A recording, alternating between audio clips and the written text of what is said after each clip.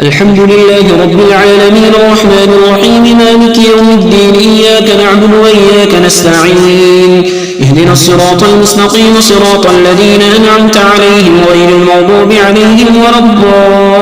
الضالين. ولقد أوحينا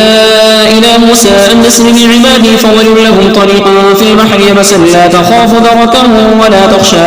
فأتبعهم فرعون بجنوده فغشيهم من اليم ما غشيهم وضل فرعون قومه وما هدى. يا بني إسرائيل قد نجيناكم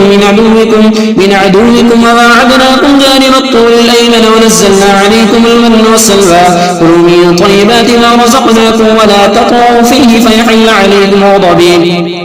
ومن يحلل عليه غضبي فقد هوى وإني لغفار لمن تاب وآمن وعمل صالحا ثم اهتدى. وما أعجلك عن قومك يا موسى قال هم أولئك على آثري وعجلت إليك رب لترضى قال فإنا قد فتنا قومك من بعدك وأضلهم السامري. فرجع موسى إلى قومه غضبان آسفا قال يا قوم ألم يعدكم ربكم وعدا حسنا أفطال عليكم العهد أم أردتم أن يحل عليكم غضب من ربكم فأخلفتم موعدي قالوا لا أخلفنا موعدك بملكنا ولكننا حملنا أوزارا من زينة القوم فقذفناها فكذلك ألقى السامري.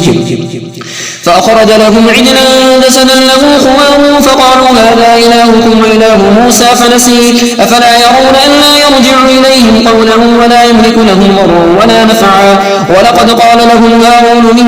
قبل يا قوم إنما فتنتم به وإن ربكم الرحمن فاتبعوني وأطيعوا أمري. قالوا لن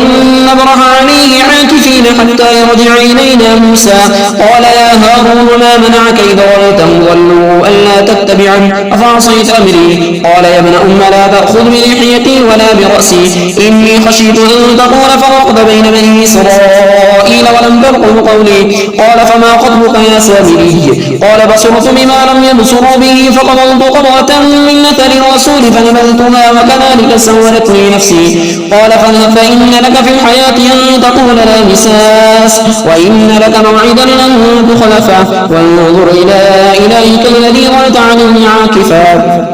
لنحرقنه ثم لننسفنه في اليم نسفا.